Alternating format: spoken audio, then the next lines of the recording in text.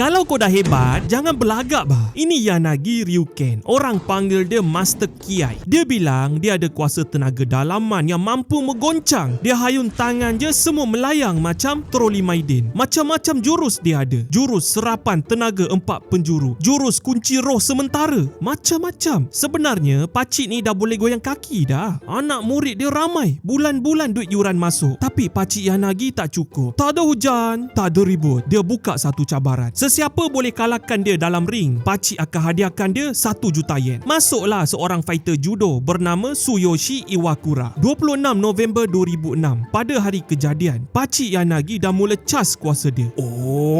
Ush, dia hayun tangan, buat gaya Sharingan. Tapi si Iwakura langsung tak terkesan. Tiba-tiba, satu peduk singgah, pakcik Yanagi terus rebah.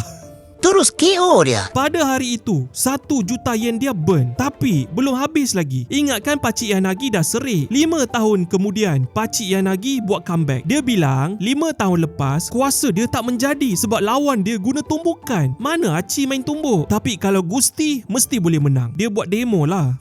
Jadi. So dia open cabaran baru. Kali ini bergusti di gelanggang sumo. Dia akan lawan Kikuta Sanae, fighter judo juga. Pada hari kejadian, sekali lagi pakcik cas kuasa dia guna jurus nafas 7 petala, olah ombak dalam dada. Tiba-tiba ush.